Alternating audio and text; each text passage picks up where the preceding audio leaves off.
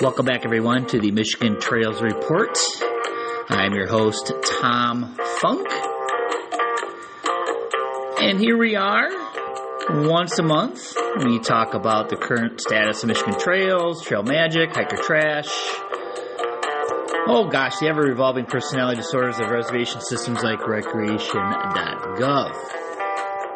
And the rest of the month, I typically post a chapter from one of my guidebooks or give you a travel narrative or, maybe I'll do a biography of an outdoor person that shaped the history of the Great Lakes. And just go to the table of contents. You'll see gobs of podcasts. I think I'm well above 200 podcasts. And as always, I'd like to thank our sponsor, the Hiker Hostel and Germ Fast, opening in 2026, sometime in the summer. Go to hikerhostelgermfast.com and check out what they have to offer. Oh, and let's thank my friend Adam Main for providing the bumper music and doing some good picking there on the guitar. He is a musician in Kalamazoo, Michigan. All right, let's see here. As always, I got to fight a little bit with the technology. And there we go. We're going to kind of fade out the music here. And all right, we're going to do Trail of the Month. And we are cycling back to a Michigan State Park. Yes, we are. And we're going to actually be in one that I think a lot of you may have heard of, but I haven't been to yet. And that is the Salinak Peteoglyphs Historic State Park. And this is near Cass City up in the Thumb.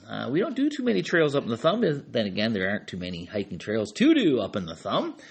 But hey, at the state park, this protects the largest known collection of Native American rock carvings in the Lower Peninsula.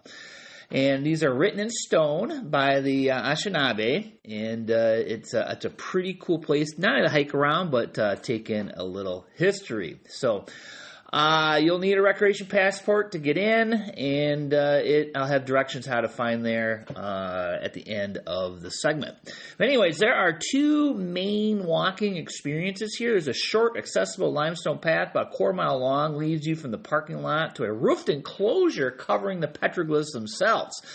And this is fenced in, and it is accessible at certain points. They'll have an interpreter out there to tell you all about it. More on that in a little bit, too. And there's also a really cool looped hiking nature trail, I don't know, mile and a half maybe, and weaves kind of through the peaceful forests and the floodplain habitat, and it crosses the Little Cass River, not once but twice over a cool little bridge.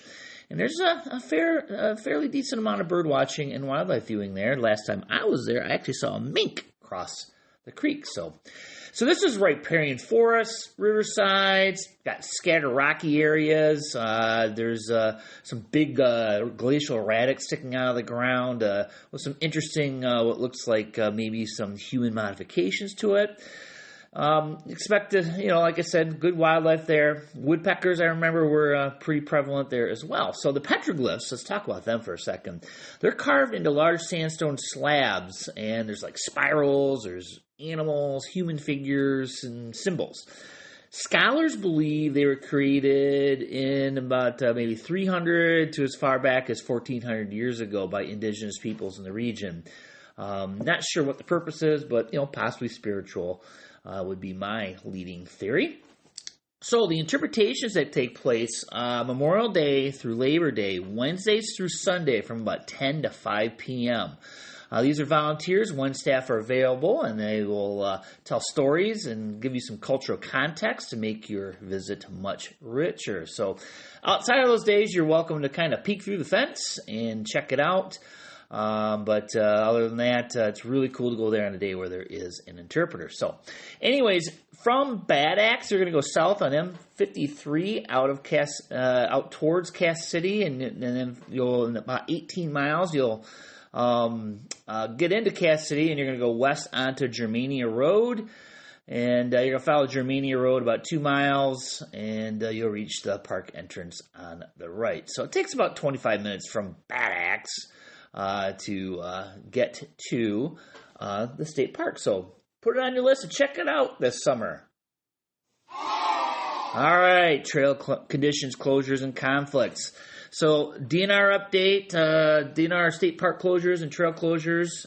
You can always visit michigan.gov/DNR about, and then the newsroom and their closures tab for all the gory details. But what I'm going to cover are new postings since the last podcast. So you can go to the link, or heck, listen to the last podcast for the ones that closed back in January. So the newest closure was the Muir State Park Modern Campground is going to close April 22nd to May 20th. The Michigan Iron Industry Museum is temporarily closed until further notice. Did not give a reason what's going on there, but it is closed indefinitely. There is a section of the Clinton-Ionia-Shiawassee, or the CIS trails, temporarily closed in Clinton County. There's some underground utility work should be done by mid-March. The Lake Gogebic State Park's Modern Campground and Tiny House is almost done. Should open up July 20th. Some more good news. Brighton Recreation Area is going to do 2 sets of openings, getting their modern campground open. One set will open on May 21st. Another will on July 2nd. And finally, the Waterloo Recreation Area Eddy Discovery Center, which has been closed forever, should be open by mid-April. And Sheboygan State Park's campground is closed for planned enhancements. Right now, it should reopen Memorial Day weekend. So that's pretty cool. We're starting to see the ends of a lot of these projects we've been talking about for the past couple of years. So get out and check out those state parks and state lands. For your North Country Trail update, your regular listener, I skipped the long-term closures. You can go onto the website. You'll see little diamonds on the trail with an exclamation point in it. You click on those, and it gives you all the gory details. Again, I'm just giving you the new ones that posted last month. So in the Upper Peninsula, Marquette County, east of the Garlic River, there is a timber harvest. So it's scheduled to be done by the end of March.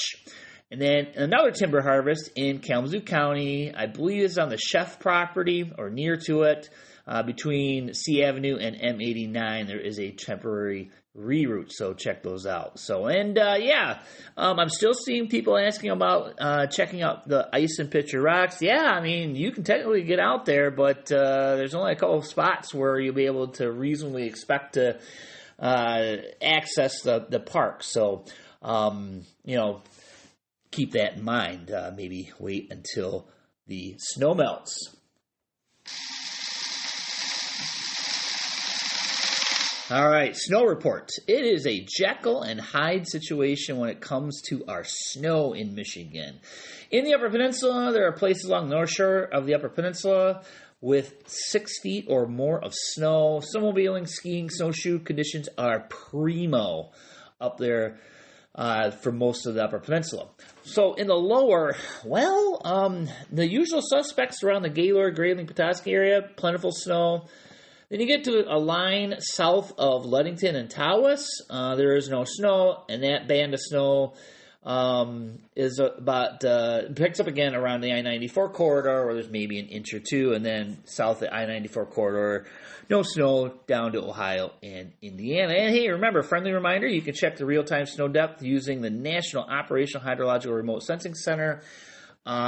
If you're following my Substack, I will have a quick link to that because it is a long, complicated government web link. So anyways, I made a tutorial, and you can check it out on my YouTube page, another way to find it as well. So there's your snow report. Hopefully by the next month, we'll be talking about spring hiking and no snow on the ground.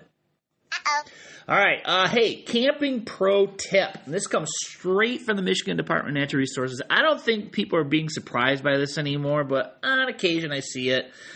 And I'll see somebody post on Facebook, and they totally lose their junk when they find out what the rule is. So, to avoid automatic cancellation and loss of all your fees, arrive and check in no later than 3 p.m. on the second day of your reservation. So, apparently people are showing up 2 and 3 days late, and they're being surprised. Hey, this policy has been in place for years, 20, 30 years, as long as I can remember, because I've actually had to deal with this policy way back in the day. And hey, you can always call them up and tweak your reservation if you need to. So keep that in mind. There's probably a fee involved as well. And keep in mind that these updates are done automatically on the website. That is the other complaint I see. You can't just walk in to the campground and say, hey, change my reservation. You got to do it online or make a phone call. They just don't have access and are able to help you there. All right, hiker trash. Hey, did you hear the North Country Trail Association is seeking its next executive director? Well, they are, and you can go to their website and see the application instructions because they've retained the services of a private company to do a candidate search. So go to the North Country Trail website, and hopefully we'll have a new executive director here shortly. I'd like to thank all the organizers of the Quiet Adventure Symposium, which was held over the weekend. Did you go? I haven't attended since 2021, and that was after a 12-year consecutive streak, so I was a good boy for a while. But plan is to go in 2027. I should be back from hopefully my winter vacation by the beginning of the event. So we will see. It all depends. North Country Trail 100 miles. Chloe Bell-Cortis. I'm not sure how you say her name, but she finished at Fife Lake. Thank you, Chloe, for saying where you were. And some dude named Brandon, he was apparently the first official person to get it, and he was at the headquarters, but I know that he was hiking in West Michigan, south of Grand Rapids, because he stopped at the Bin Walk-In shelter on his 100-mile hike. And I'm going to try something new. How about some business trail supporters? So there are new owners to the Scotty's Motel in Munising. And Scotty's was a motel that I used when I hiked across Michigan's Upper Peninsula. So welcome aboard. And they are doing some upgrades there. And we wish them the best. And it is a popular place for bicyclists and backpackers. North Country Trail has an award called Boots on the Trail Award, and they are presented to volunteers who regularly lead hikes. They're well advertised and promoted to the public as a way of building membership and support the trail. So this year, Amy Seymour and Robert and Robin Sharkey, they have received this award. So let's give them a hand and everyone else a hand for their accomplishments.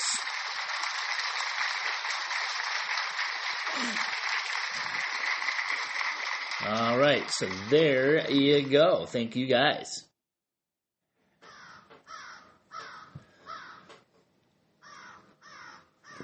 All right, if you haven't noticed recently or haven't, been told or, trapped underneath something heavy, I have resurrected my Substack, which kind of sat dormant for a bunch of years, and then I was sick over Christmas and New Year's, and I dug up hundreds of articles I've written in the past, and I've been putting them up on my Substack. Last month, here are some I posted. If you haven't checked them out, go on over there.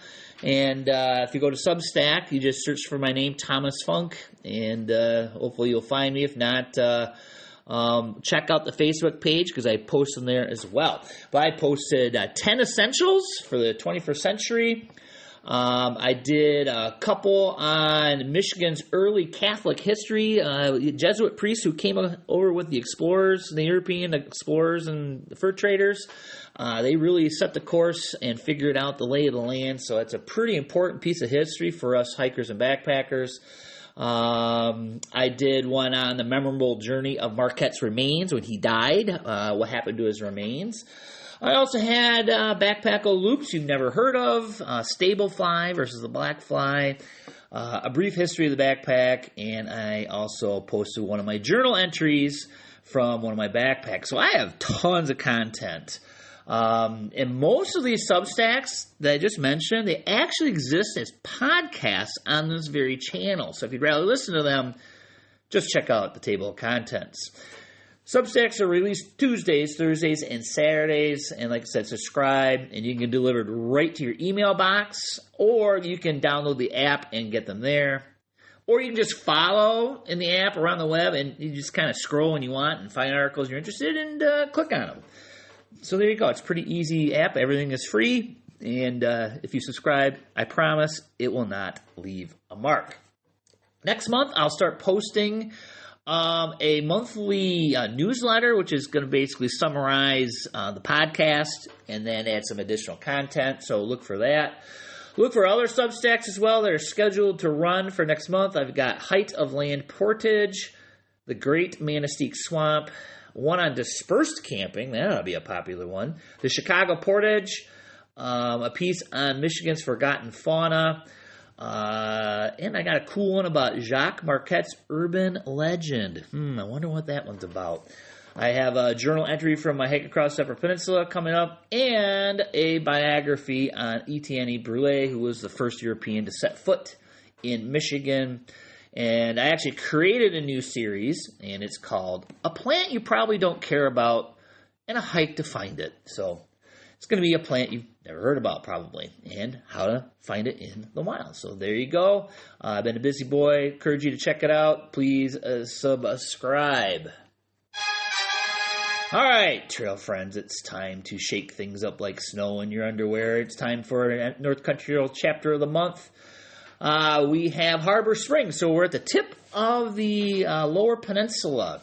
And the Harbor Springs chapter has about 45 miles of the North Country Trail from Mackinac City down to Kip Road north of Petoskey. More than 14 miles within Wilderness State Park. You can experience all kinds of habitats. It touches Lake Michigan, everything from gentle flats, sandy, to steep hills, and even deep valleys. And this is an active chapter. They have a hike every first Saturday of the month. And what they do is they kind of rotate through the entire chapter, so they cover the entire 45 miles in the course of a year. So that's pretty cool. So, and you earn a patch or a pin if you do this. And after snow melt, volunteers will patrol for downed trees. They're always looking for volunteers. Workdays and meetings are announced through the chapter's email list. So I'm on that list. I encourage you to get on to. Just go to the North Country Trail website, click on volunteers, and then click on chapters. So they are always looking for more help, and I would check them out. Now, ladies and gentlemen, it is time for the Reservation Report. This episode of Michigan Trails Report is brought to you by MichiganTrailMaps.com, home of high-quality trail maps, downloadable goodness, and the kind of detailed books that will make you the most prepared hiker in your group chat. And you can find my books there.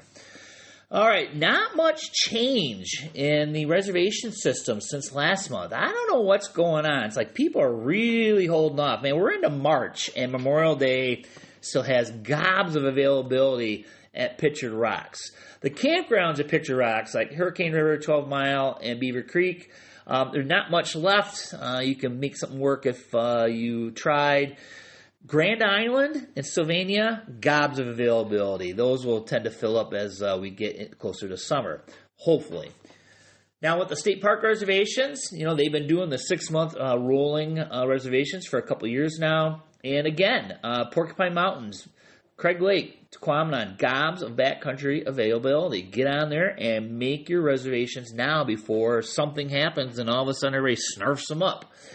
And I picked a random state park to see how the camping looks for Memorial Day weekend, and I chose South Higgins Lake, and it's practically full. Now, you remember last month I was in the Upper Peninsula at Van Riper, and there was hardly any reservations made, so I'm thinking you need to get a little further north if you haven't made a camping reservation as of yet. Isle Royal, the Queen's taking reservations, plenty of availability. The Ranger will be accepting reservations sometime in April. So gotta wait patiently for that. Those typically don't fill, so always keep that in mind. And remember, the Ranger doesn't run every day either. So if you're a good planner and can make that work, Ranger may be a good option. And of course, you always have to make a phone call to the seaplane, figure out what's going on. If you're looking to go to Rock Harbor Lodge, it is booked solid.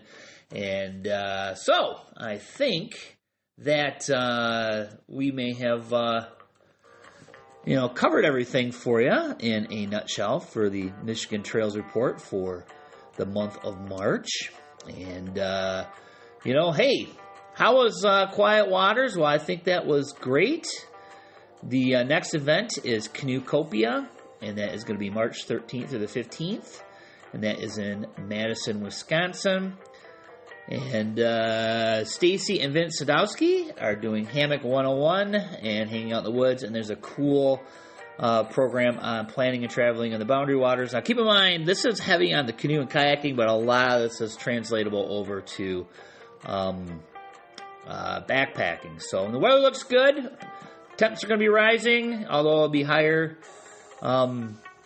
precipitation as well over the next month. So get out there and enjoy the weather as the snow starts melting. And hopefully we'll be talking about spring hiking in a month. So now that I'm on Substack, I encourage you to go over there. I'm still on YouTube, Instagram, all that kind of stuff. So I post all this stuff over to the Facebook page. So check out that Michigan Trails Report. And again, I got gobs of listeners, but only about 10% of you actually subscribe. So please click that button. And again, thanks to our sponsor, Hiker Hostel and Retreat in Germfask. They'll be opening this summer, and we hope that maybe we can get up there this summer. So there you go. You can buy my books, Amazon.com. And finally, last thing, the quote to end the show. The world is a book, and those who do not travel read only one page. St. Augustine. All right, thanks for joining us in the Michigan Trails Report. We will see you next month.